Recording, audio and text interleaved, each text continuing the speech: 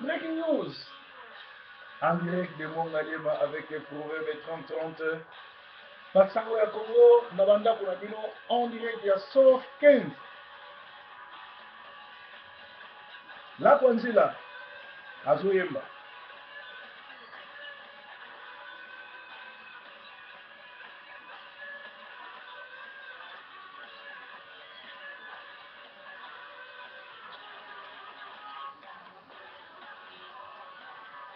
Écoutons cette belle chanson qui nous rappelle les héros, les Congolais qui ont donné leur vie pour leur pays. Merci la Kwanzila.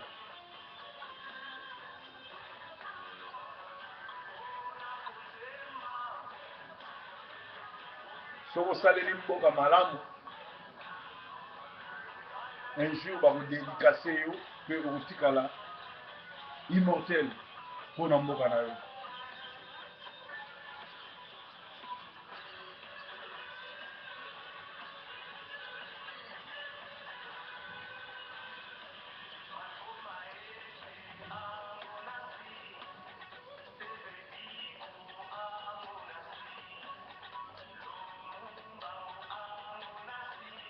Bahero na biso.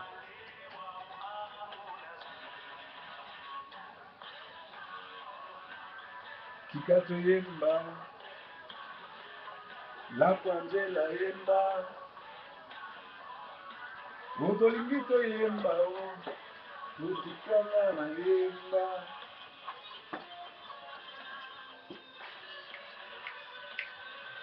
Kosalela mboka eza malamu. Martin Luther King, Kanta Diop, Shaka Zulu, Massamba Deba, tobosani Kadhafi te, tobosani Molele te, baoyo babundela Congo.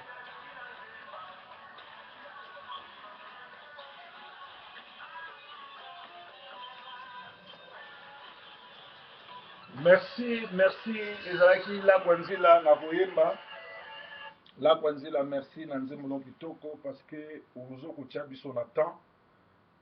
Na breaking news ya lelo, donc tobaki tozali en direct na Sofkin TV et puis tozali bongo na Sentinel TV, c'est-à-dire www na website na biso to website na biso na français, ezali bongo www.sentinelrdcongo.com. Donc so boki kuna bokuta biso na basango ya lelo jeudi toza kolobela bulu yeke ekoti na camp ya Kanambe. Bulu yeke ekoti na camp ya Kanambe. Nakobanda ke politique to ba relation ezali alliance ya ba intérêt. C'est-à-dire que nana ko pona leader te pona appartenance ethnique na ye, mais na ko pona leader pona plan d'action na ye o ezana ba intérêt ya malamu pona nga pona mboka pona batu nyonso.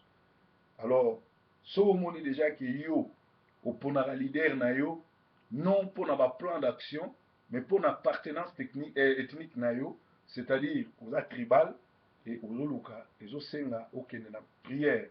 Alors bulu yeke basango bato na biso bapesi biso ezali tozobanda na liboso balobi eza koyinda na Mongalema prophète ya Nzambe ya soi-disant Nzambe atie mwasi ya libala zemi esuka wana te akei na nini na hôpital balongola zemi ya mwasi ya bato, mwasi wana akufi. Prophète azemisi mwasi ya libala esuki wana te amemi ye bakende kolongola kisi zemi mwasi akufi. Alors eza ya koyinda bulu yeke koti na côté ya Côte d'Ivoire, peuple abandi soulèvement populaire, biso bana Congo tolanda bango. Kabila bulu yeke koti na kana ye mutu alandaki politique ya Maréchal Mobutu ya ko diviser pour mieux régner, division ekoti na ngambo na ye. Bakatange bakabwani sauf général Yav na Kaleve batikali toujours fidèle ya génocidaire rwandais, mais réunion monene ya ba dignitaire ya Katanga basalaki tango bakomi ko se rendre compte que na erreur monene basala ya kondimaka nambe lokola Katange abomela bango musée abomela musée na bana na nyonso baye ko comprendre que aboma Katumba Mwake Samba Kaputo lelo oyo a piégé Moïse Katumbi ba ko se rendre compte que ceux qui Katange azo mata Kabila salaka tout aboma ye ou a freiner ye yango wana balobi lokola azo freiner batoto ya mama lokola bomi batoto ya mama ya suka wana ndo babalukeli ye. Alors Moïse a vu la menace à Kabila très sérieux, très même prêt à se préparer pour se défendre contre piège et plainte ya Kabila auprès du procureur général de la République. Moïse a yebi ndenge Rwandais asila nangana batu aza très serein à tout coup ya Kabila, c'est-à-dire sorry, Moïse a trop préparé, trop bien préparé, a yebindeni a contrer ba contre-attaque sur Kabila, pe alobi uzala mobulu. Et là, il y a sous désordre, il y a bulu yeke makasi, nakati ya masolo oyo, ba dignité katangé tout baza sima Moïse. Alors kiungu kwa mwanza a défier Kabila, alobi soki ya kokanga Moïse Katumbi, wana akanga bakatangé nyonso pe katanga mobimba. Alors ba dignitaire ya katanga balobi ye wande ayaka na baboti ya mbula akoya kosakana na biso te, trop c'est trop, il a tué et vient de milliers Jean-Claude Mouyambo et Vano Kiboko batoto ya mama. Kabila a fait une grande bêtise de piéger Moïse. Il va voir de quoi les Katangais sont capables. Donc Koukoulé et Lombe Kabila génocidaire rwandais et les batoto ya bakatanga et bandits bulu yeke pe kukule elombe entre Kabila les Rwandais o bakatange bapesa ye nationalité bakanisaki basalaki malamu lelo abalukeli bango ebandi division oyo opposition na résistance faut profiter nango. Le pouvoir de Kabila s'affaiblit et ekoti bulu yeke. Alors ezali koyinda makasi parce que bakatange ba décider ba ko défendre Moïse Katumbi. Balobi Kabila a exagéré. Alors division et salami na kan Kabila. Moi na sentir à Kabila division et salami. Armée déjà Moutouazaki chef nango François Olenga Kimi et Yav entre-temps Yav na Moutom Kalev Oya Aner entre-temps ba dignitaire nyonso bake sima ya nani sima ya Moïse Katumbi. Alors biso opposition biso ba résistant biso ba congolais autolingi libération mboka ezali ba signe ke bulu et ke koti peza koyinda kuna, donc faut profiter na yango. Alors Charles Onana a yebisi biso ba plan nini oyo ba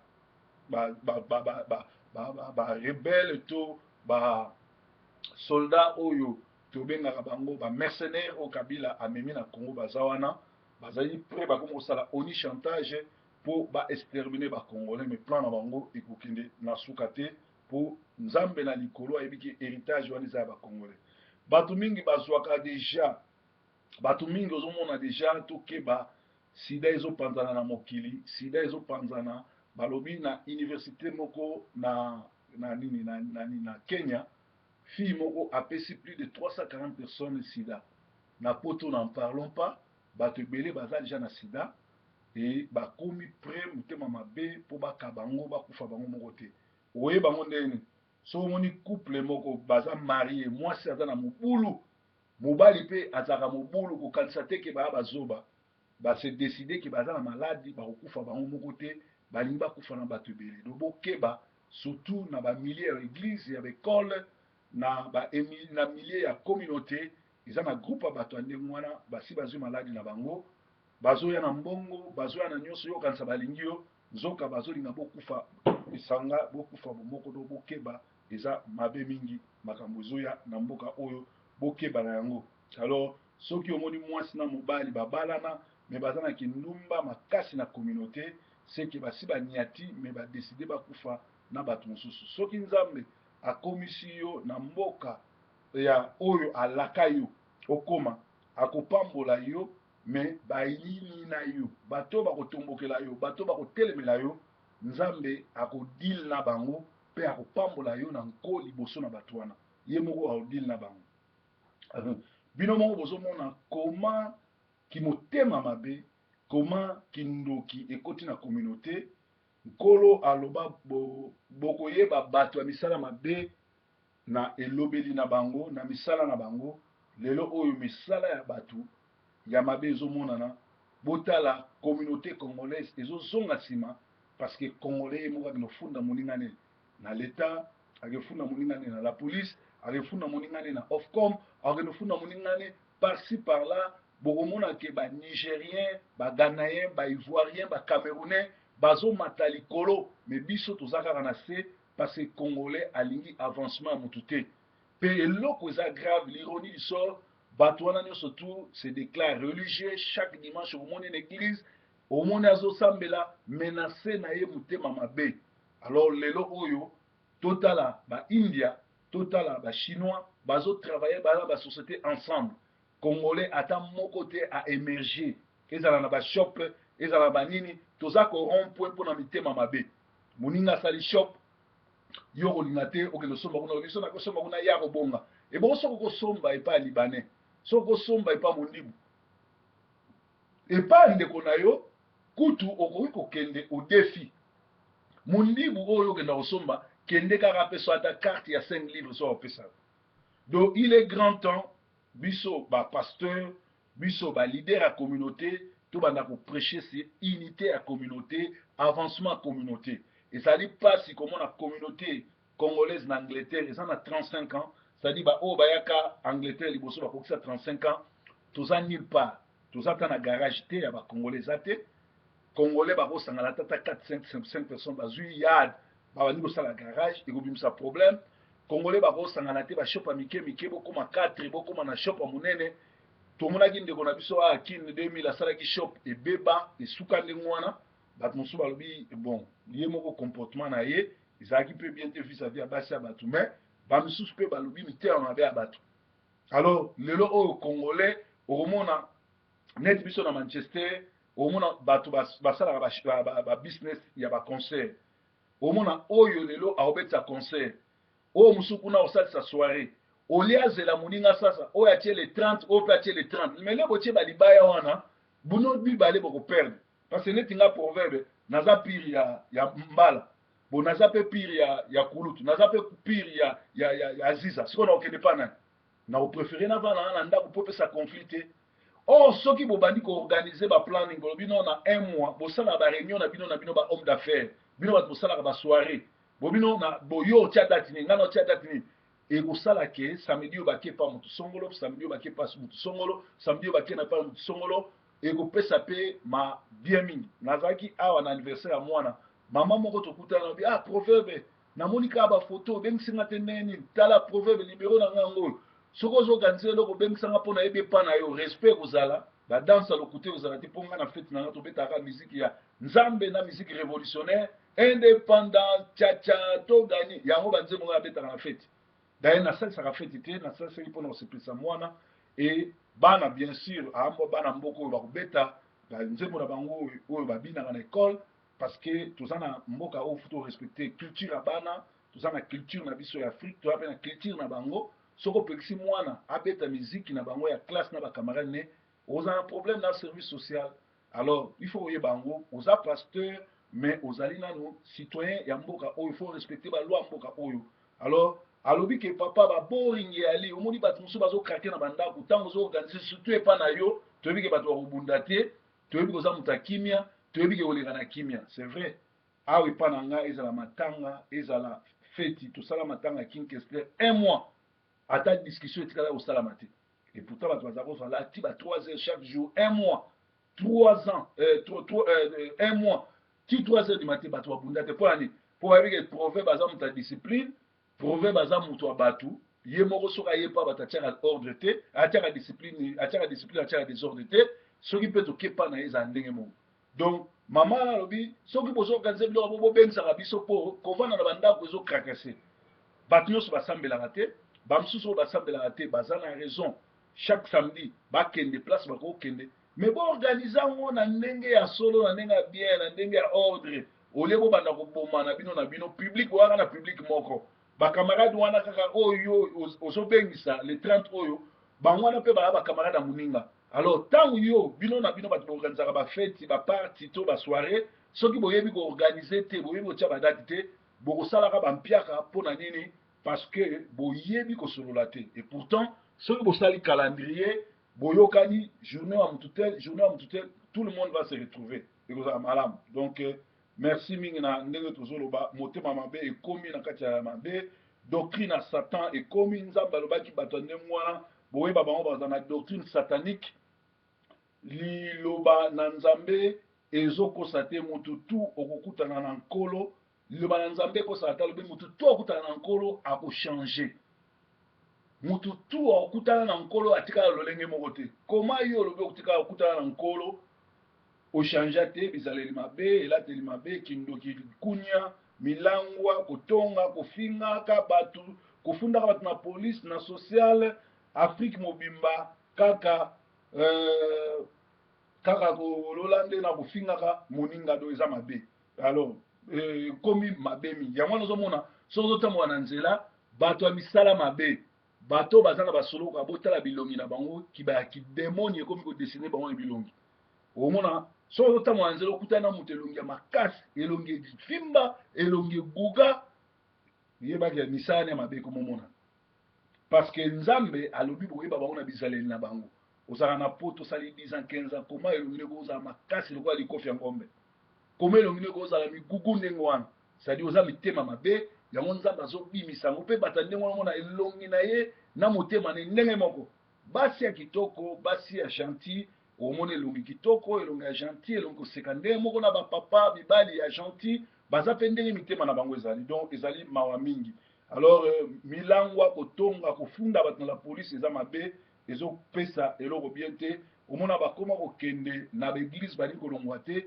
parce que bango moko baza bantior paster na bango mpe antior tala awa epa Job Lendokiski mwana na ye ya mwasi ou mwana ya camarade na ye aza kobokola bazemisi ye l'église me ye alobi nini likolo ya réputation église longola zemi mpo réputation église ebeba te heureusement mwana mwasi wana aza mayele aboyaki abota yoka paster mobimba aza na souci beaucoup plus ya réputation église ke ya vie ya mutu mpo na ye baboma vie ya mwana wana ma église eza na réputation ya bien ezali baeglise satanique na ntango ya suka bazotindika bino bosala masumu bazotindika bino bosala mabe mpo bango baza na posa ya réputation malamu bato baya alors bible elobaki boyeba bango na misala na bango mpe omona bato ebele bakendaka kuna pwani ezali association de malfaiteurs association de sorciers bato ndenge wana bayebi bapaster baya miyibi baya baviole tala neti prophète oyo na kinshasa mwasi ya bato azemisi ye mpe akolongola ye zemi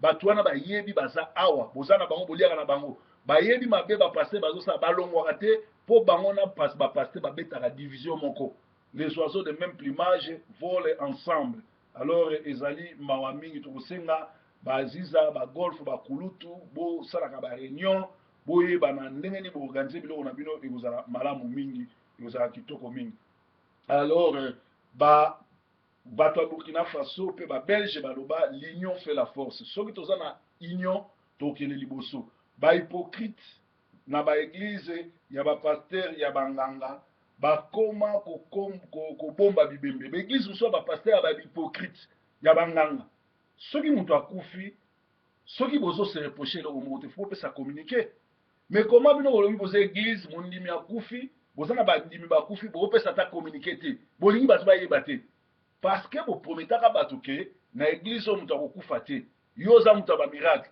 alors lere yo ozwi babiloko na yo bandi kolekisa sikoyo bandimi église liwa nyonso te okoma soni yo annonce yango mpo sino bato bakoyebake kuna mpe bato bazokufa entre temps yo moko ozolekisa yango sikoyo faute eza ya banani faute eza ya babino bato bokendaka na baplace ya bongo bomoni moto akufi bazoloba eloko te yo mpo bombi yango moni yango normal ekomi cope na bino c'est-à-dire bozali bato ya ndenge moko mpe la plupart ya bato ya ndenge wana bango nde basi na bango bakoma bamakango ya bapasteur na bango ata bozobomba toyebani na biso ezali ndenge wana alors ezali mawa mingi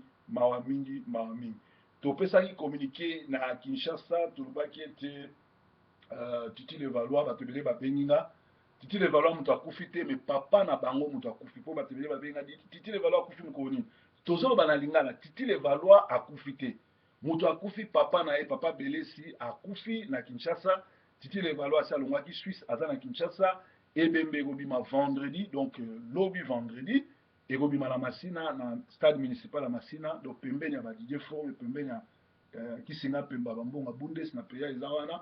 Alors ekozalaki ebembe bimi batutu bakozala wana kwa, donc mpona bana Masina oyo batunaki masolo wana ekozala ndenge wana. Alors mpona lisolo ya Kabila oyo akendeki pa nganga, mutu mosusu abengi nga alobi pasta osilisaki lisolo yango bien te, ntango Kabila atuni nganga ebongo yo nga sikoyo bato bazoyemba bamisu bazolela bamisu bazosepela nga nazalaki wapi? Kabila chauffeur na nganga azongisi ke yo oza na cercueil oza kokufa, mais na likolo ya cercueil yango batie drapeau ya Rwanda. Alors Kabila abetaki nganga wana masasi, nganga akufaki. Donc oyo moto ayebi lisolo bien bien nde ayebisinaki lobi nabetaki yango bien te nasukisaki ndenge wana sikoyo eza ndenge wana. Donc ezali oyo ezalaki ya koya. Donc bulu yeke na kine tolobaki ke na Ngaliema prophète azemisi mpe alongolisi mwasi ya bato zemi mpe mwana mwasi wana akufi. Alors bulu yeke ekoti na Kinshasa na quartier wana Ngaliema eza mobulu. Tolobaki susu bulu yeke ekoti na kan Kabila, ça chauffe entre la RDC et l'Union européenne. L'Union européenne est outil kotinda Queen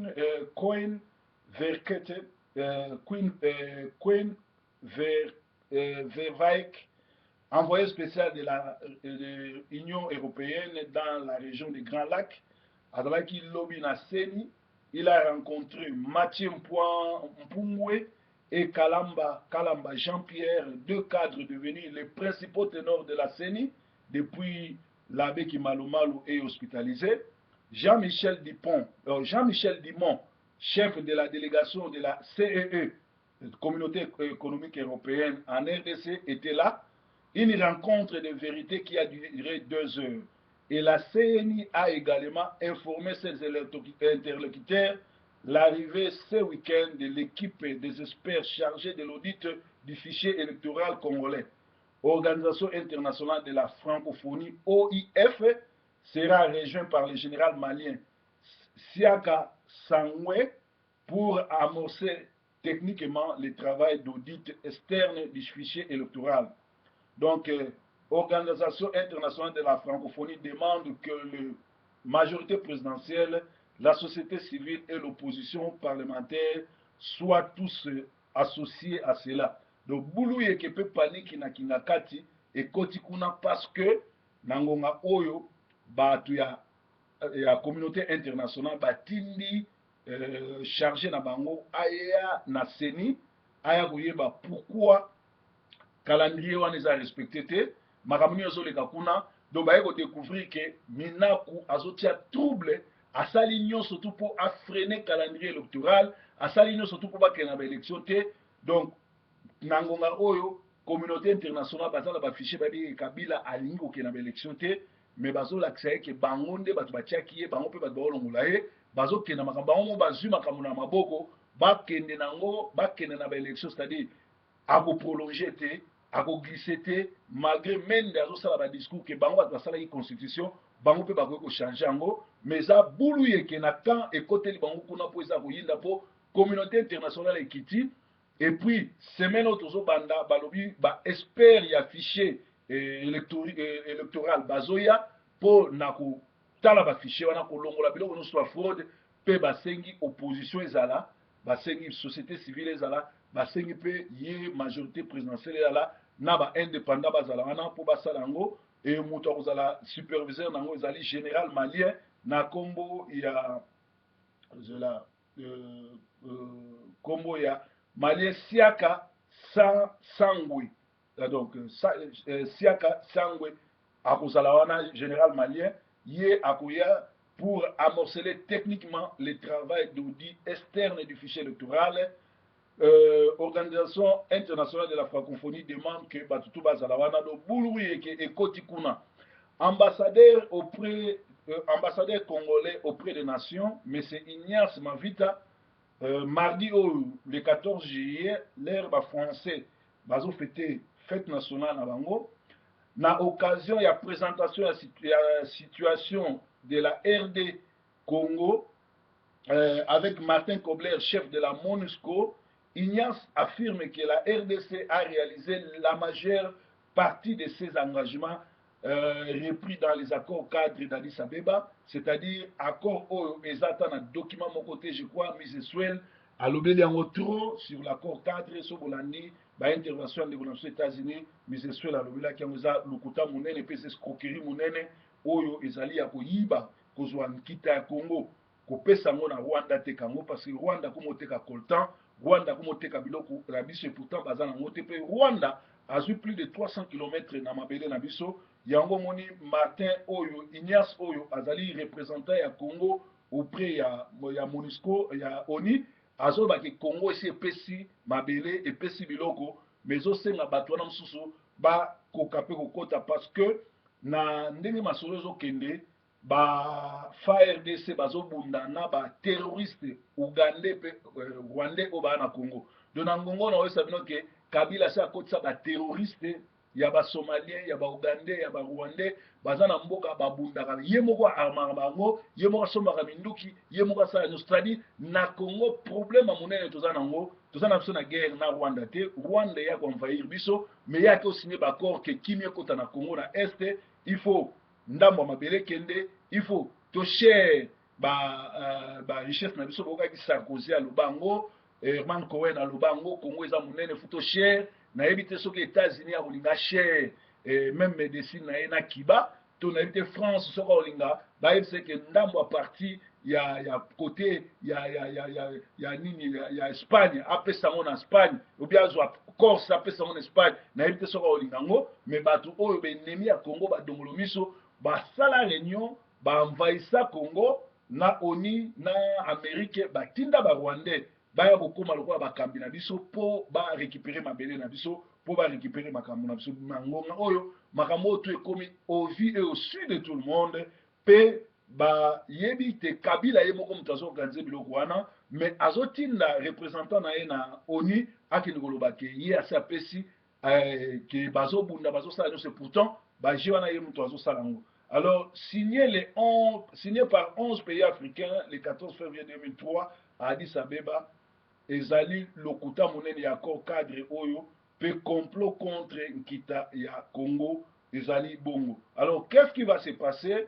Tokende na tangela bino masolo oyo na zwaki ba information nyonso balobi awa les groupes de lobby politiques occidentaux ont pour un plan de diviser la RDC, de saper la souveraineté nationale et le pouvoir de l'État et maintenir le Congo en peintre dans la violence, empêtré dans la violence et le sous-développement en vue d'exploiter ses ressources naturelles. Ba lobby international, lobby international, bato bana mbongo ebele ba société oyo ezali ya ba américain ba anglais ba nani basalaki réunion na bango bamoni ke po Congo échappé na ba congolais il faut batia trouble na Congo po ete Congo etikala ekata na mike mike yango moni batindi kisa Bochabe akata Congo na 26 pays na 26 26 provinces po ba province na province ekoma ndenge balobaka ekoma indépendant esala lokola balkanisation ya mboka po batia désordre pe babanda koyiba biloko na biso ezala Congo ezala gouverné te ezala na violence ezala na bakufa nini po baexploiter baressources minières na biso un projet détaché na kati ya projet na kodétacher l'est de la RDC. Ceci est écrit par les chants de la mission de John Le Carré, un roman. Donc na kati ya roman moko John Le Carré bakoma ndenge nini est ya Congo bakopesa yango na Rwanda. Et puis bakomi ce Congo don't exist. Balobi livre mosusu le Congo n'existe pas de Jeffrey Herms et Greg Mills a publié dans les magazines Foreign Policy. Balobi que le Congo n'existe pas. Donc pour n'avoir Congo existé, il faut bakata monda batia des ordres pour bango bazwaka l'union. Chaque phase successive du développement économique occidental dépendent de l'exploitation de ressources humaines et naturelles africaines, particulièrement celles du Congo. Na maloba nyonso baloba ya démocratie, na maloba nyonso tu baloba ya succès ya développement économique na monde, et le cas par ba Congolais, et le cas par Congo. Congo eza plateforme monene, Congo eza ressource oyo ezopesa mbongo makasi, même mbongo oyo badebisaka ba français. Churchill adebisaka mbongo wana po ba français batonga France, batonga ba américain badebisaka pe mbongo wana po batonga nene, mbongo wana eutaki na Congo. Donc nazotangela binongo awa balobi chaque phase successive du développement économique occidental dépendait de l'exploitation des ressources humaines et naturelles africaines, particulièrement celles du Congo. L'agriculture avec des esclaves, puis l'industrie des caoutchoucs du Congo et présentement la haute technologie avec les coltans et d'autres minéraux de l'Est de la RDC. Tango balinga basala bilanga na monde, balinga kozwa ba Congolais l'esclavagisme. Vous voyez l'histoire ya bakunta kinte. Et à part Rwanda, Léopold II roi ya Congo akata ba Congolais asala génocide ya plus de 100 millions de Congolais bakata ba maboko pona caoutchouc. Et lele oyo likola haute technologie yango bakoti sous na Congo côté est koboma plus de 20 millions de morts pour bazwa ba richesse wana ya Congo. Les Rwandais ont massacré plus de 20 millions de Congolais de 1997 à 2015 avec l'appui du gouvernement américain, transportant la RDC à un état vassal du Rwanda. L'effort des intégrés et des anciens rebelles rwandais dans les FARDC, c'est un complot pour la prise du contrôle rwandais dans l'armée congolaise. Ils sèment les discordes. Les Yankees ont aidé les Rwandais à envahir la RDC. La balkanisation, ezali bongo lisolo na bango, basali masolo ke bazosala armée na biso ezwa réforme nzoka, ezali bazokotisa ba Rwandais na armée na biso pour affaiblir ba Congolais, pour babotola mboka na biso. L'ambassade des États-Unis à Kinshasa pointe du doigt les activistes acharnés du complot de la balkanisation. C'est-à-dire que sikoyo ambassadeur ya États-Unis na Congo à comprendre ke batimbeli bango akomisi ko pointer balobi wana o ezolinga kosala likambo ndenge wana. Donc bien aimé bulu yeke ekoti na kan Kabila na yebisaki bino ke na ngonga oyo tozana likambo kwa munene o ezali ke bakatange nyonso batomboki balobi baza sima Moïse Katumbi, et puis tomoni lisusu ba Congolais nyonso balobi bango bakatange balobi soki otumboli Katumbi otumboli bato nyonso tu. Alors sikoyo eyindeli Kabila kuna eyindeli na ndenge grave parce que Moïse Katumbi na bakatange nyonso batie mutu balobi bazo signer po akende. Et Nzambe ya Congo aza na biso. Breaking news!